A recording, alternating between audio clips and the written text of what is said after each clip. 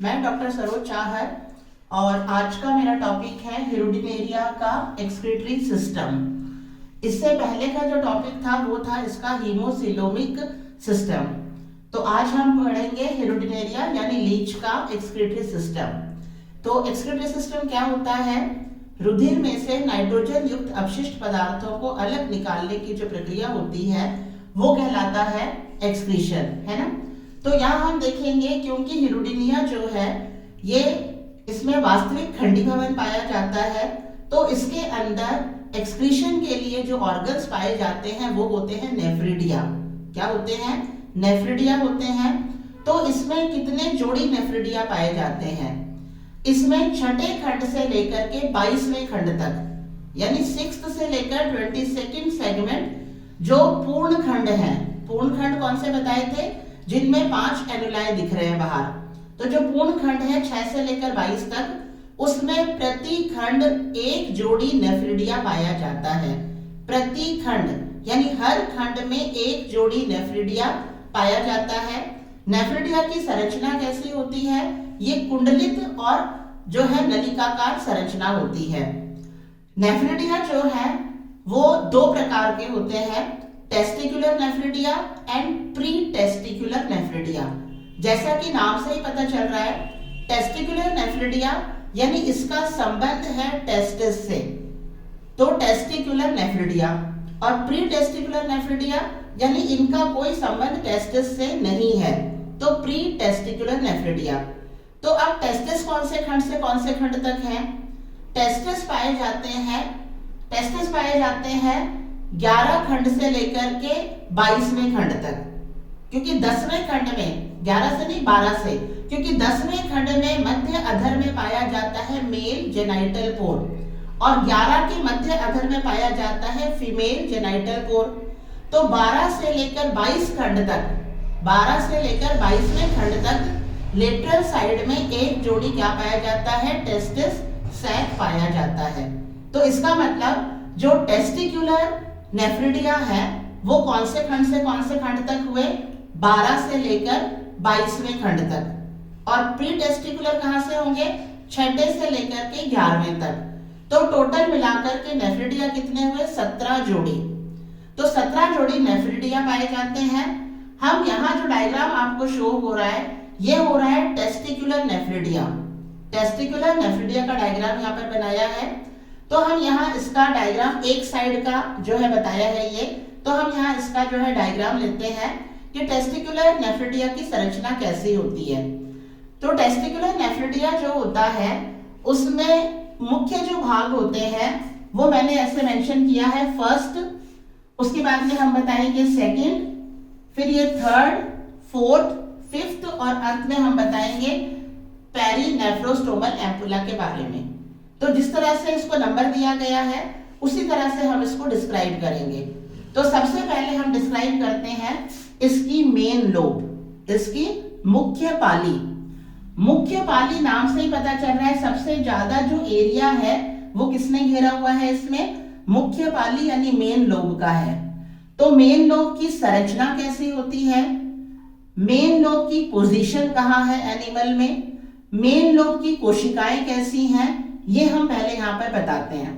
तो main lobe जैसा कि आप देख रहे हो ये जो येलो कलर से है ये लगभग जो घोड़े की नाल की संरचना होती है उसके जैसी संरचना है। ये येलो कलर में यहां से लेकर के और इस तरह से घोड़े के नाल के जैसी संरचना ये कहाँ होती है? हमें पता है कि एनिमल के बीचों बीच, जैसे ये लीच है तो इसके सेंटर में क्या है? एलिमेंट्री कैनाल है। तो सेंटर में एलिमेंट्री कैनाल में जो क्रॉप वाला भाग आता है, क्रॉप वाले भाग में हर खंड में क्या पाया जाता है? एक सीका पाया जाता है, पेयर ऑफ सीका। फिर अगले खंड में भी क्या होगा? ये सीका है, डायवर्टिकुलम। तो ये जो मेन लोब की पोजीशन है ये कहां पर है? 2 सीका के बीच में, यहां पर इस तरह से ये 2 सीका है 2 खंड के और इनके बीच में यहाँ पर क्या है? ये मेन लोब उपस्थित है। कहां पर? वेंट्रोलेटरल साइड में, अधर पार्श्व की साइड में 2 अल्टरनेट सीका के बीच में जो स्पेस है वहां पर पाई जाती है मेन लोब। मेन लोब की आकृति कैसी है? घोड़े के नाल के जैसी। इसमें दो लिम्ब हैं, एक आगे की भुजा एंटीरियर लिम्ब और एक पीछे की भुजा पोस्टीरियर लिम्ब। जैसा आप देख रहे हो यहाँ पर एंटीरियर लिम्ब जो है वो पोस्टीरियर लिम्ब के कंपेयर में थोड़ी बड़ी है साइज में, और ये जो मेन लोब है इसकी जो कोशिकाएं हैं ये कैसी हैं? पॉलीहेड्रल प्रकार की है, बहुपाली संरचना है। तो ये हो गया मेन लोब के बारे में। एंटीरियर लिम्ब है, पोस्टीरियर लिम्ब है। एंटीरियर लिम्ब थोड़ी बड़ी है साइज में पोस्टीरियर लिम्ब के कंपेयर में, पॉलीहेड्रल सेल्स के द्वारा बनी है और हॉर्सशू शेप की है, और सेगमेंट में कहाँ उपस्थित है? दो जो सीका है अल्टरनेट सेगमेंट के, उसके बीच में जो स्पेस है वहां पर मध्य अधर साइड में उपस्थित है। ये हो गया मेन लोब। सेकंड हम डिस्क्राइब करेंगे मेन लोब की जो एंटीरियर लिम्ब है, अग्रभुजा है, उसके बेस वाले भाग से, उसके बेस वाले भाग से एक डक्ट के जैसी संरचना निकलती है जो नीचे की साइड में आ रही है। ये कहलाती है वेसाइक्युलर डक्ट। क्या कहलाती है?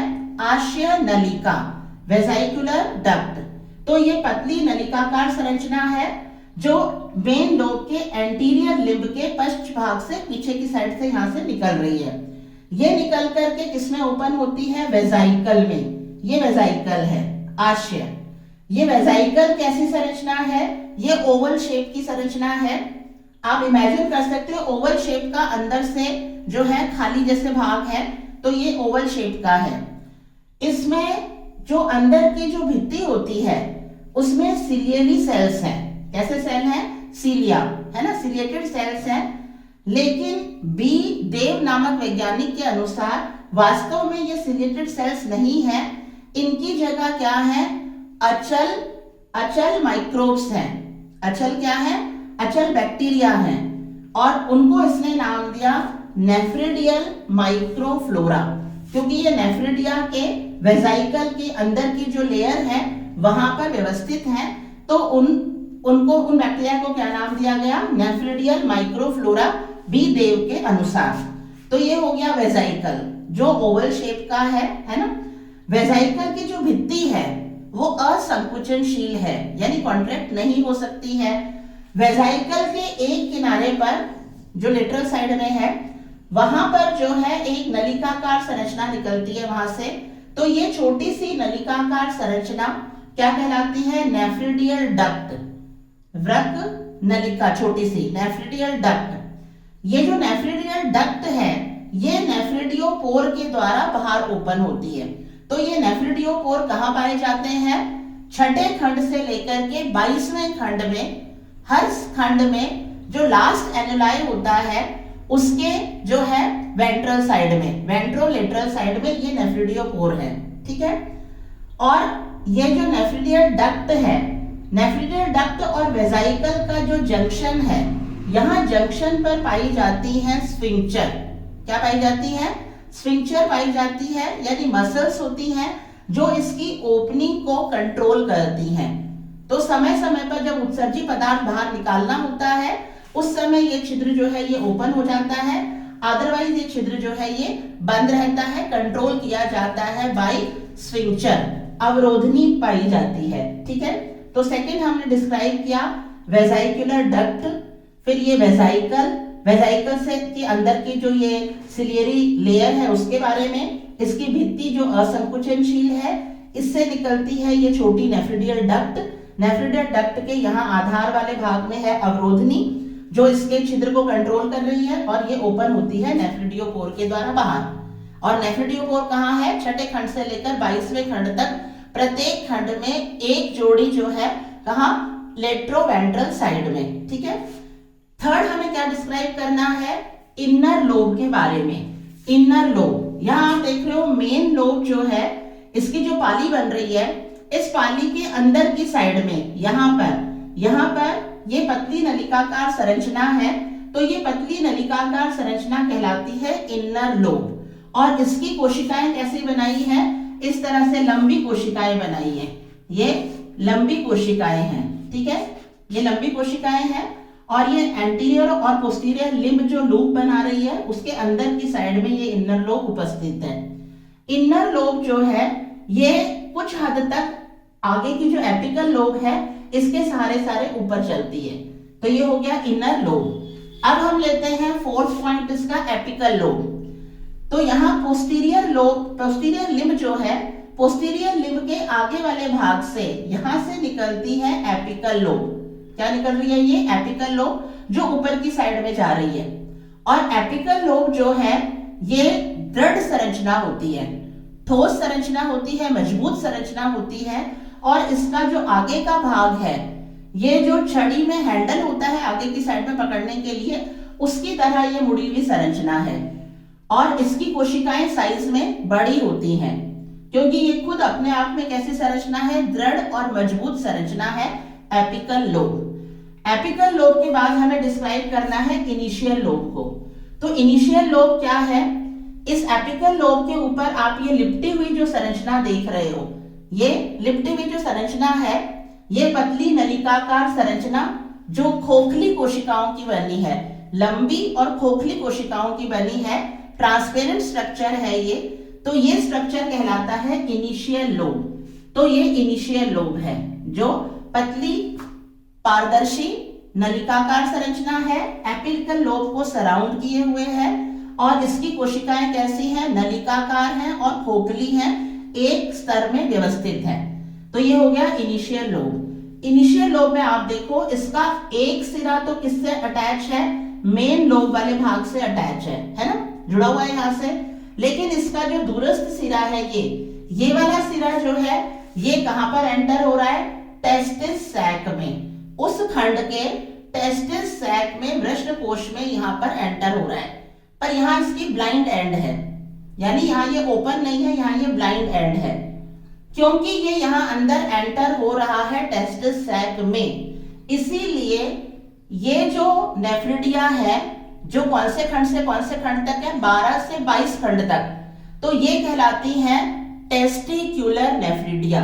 हालांकि वयस्क में, जो वयस्क जोंक है, उसके अंदर नेफ्रिडिया का, उसके अंदर जो ये टेस्टिस सैक, ये पेरिनेफ्रोस्टोमल एम्पुला है, इसका जो है एक्सक्रीशन से कोई संबंध नहीं है।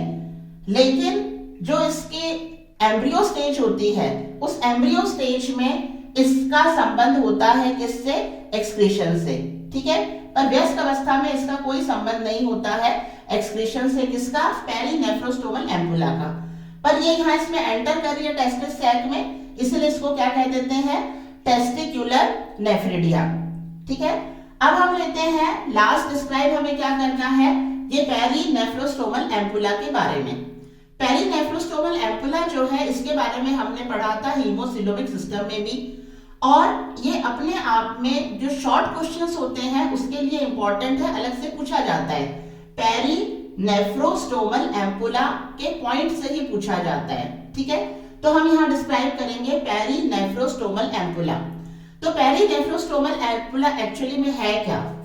जो हमने हीमोसिलोमिक सिस्टम पढ़ा था उसमें जो नेफ्रिडियल कैनाल है, जो नेफ्रिडियल कैनाल है, वो नेफ्रिडियल कैनाल, जैसे ये नेफ्रिडियल कैनाल एंटर हो रही है, किसमें एंटर हो रही है? टेस्टिस सैक में। और ये नेफ्रिडियल कैनाल जब टेस्टिस सैक में एंटर होती है, तो यहाँ पर ये तुम्बिका की जैसी संरचना बना ली, ये एम्पुला बना लिया, और उसके बाद ये बाहर भी निकल गई, है ना। तो उसने ये एम्पुला बनाया। तो ये एम्पुला किससे बना है?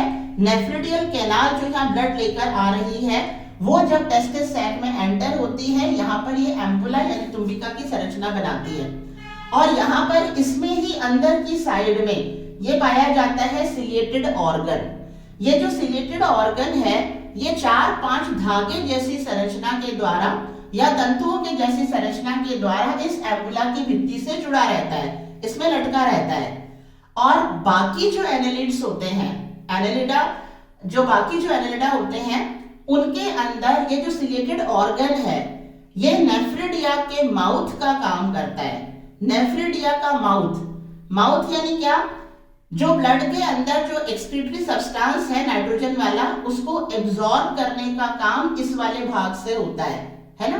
तो बाकी जो एनेलिड्स होते हैं उनके अंदर ये सिलिएटेड ऑर्गन जो है, ये नेफ्रिडिया की ओपनिंग या नेफ्रिडिया के फनल या नेफ्रिडिया के माउथ का काम कर रहा है। ठीक है, लेकिन हम लीच पढ़ रहे हैं, तो लीच के अंदर इसका फंक्शन जो है ये रूपांतरित हो जाता है और इसका संबंध किससे नहीं है, एक्सक्रीशन से इसका संबंध नहीं है। उनके अंदर जो सिलेटेड ऑर्गन है ये हीमोसील फ्लूइड बना रहा है, तो इसीलिए इसका हम स्टडी कहाँ करते हैं, हीमोसिलोमिक सिस्टम में करते हैं। तो व्यस्क अवस्था में सिलेटेड ऑर्गन का काम लीच के अंदर क्या है, हीमोसील का निर्माण करना, ठीक है।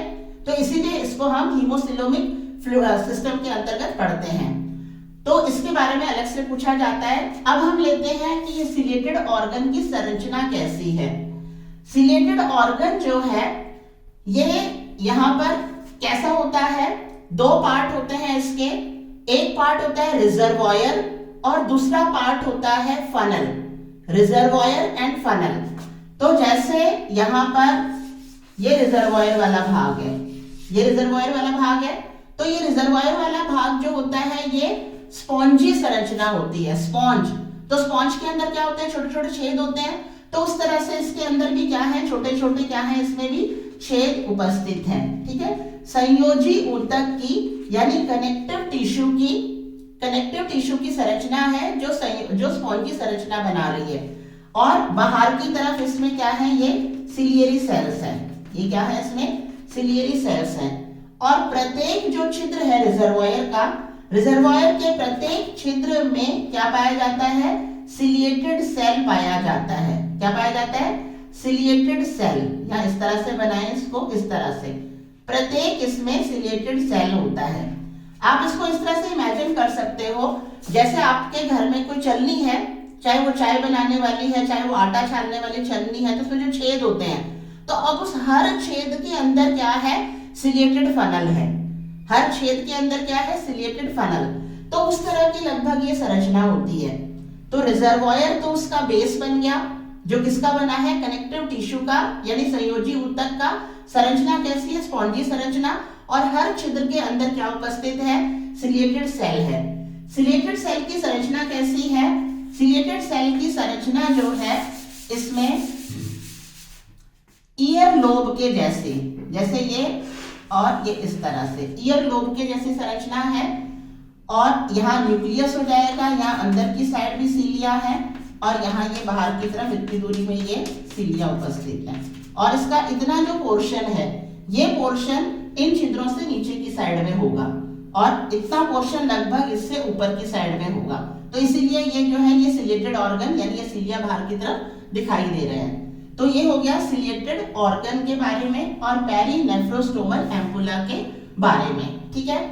अब हम लेते हैं टेस्टिकुलर नेफ्रिडिया कौन से हैं, ये तो हमने बता दिया। प्री टेस्टिकुलर हो गया 6 से लेकर के 11वें खंड तक। और दोनों में अंतर क्या बताएंगे हम, एक तो क्या अंतर है कि उनके अंदर क्योंकि ये टेस्टिस सैक में एंटर ही नहीं कर रहा, वहां टेस्टिस सैक है ही नहीं, तो इसका जो इनिशियल लोब का ये जो एंड है, जो ब्लाइंड एंड है, ये दोनों साइड में जो हीमोसिलोमिक फ्लूइड है या जो कैविटी है उसके अंदर ये सिंपल पड़ा रहता है, ठीक है।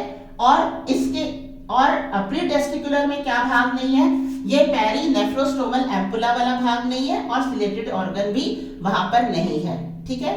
तो ये हम इसमें मेंशन करेंगे। अब हम लेते हैं मैकेनिज्म ऑफ एक्सक्रीशन। लीच जो है इसके अंदर जो नाइट्रोजन युक्त अपशिष्ट पदार्थ निकाला जाता है वो जाता है in the form of urea and in the form of ammonia, यानी यूरिया और अमोनिया के फॉर्म में ये जो है एक्सक्रीशन करते हैं। और जो नेफ्रिडिया है यहां तक पूरी सप्लाई किसकी होती है, हीमोसिलोमिक सिस्टम की पूरी सप्लाई यहां पर हो रही है। क्योंकि एक्सक्रीशन का मतलब ही क्या है, ब्लड में उपस्थित नाइट्रोजन युक्त अपशिष्ट पदार्थों को अलग करना। तो स्वाभाविक है वहां तक किसकी सप्लाई पूरी होगी, जो ब्लड है, जो यहाँ पर क्या है, हीमोसिलोमिक फ्लूइड है, तो हीमोसिलोमिक फ्लूइड की पूरी सप्लाई यहाँ पर हो रही है।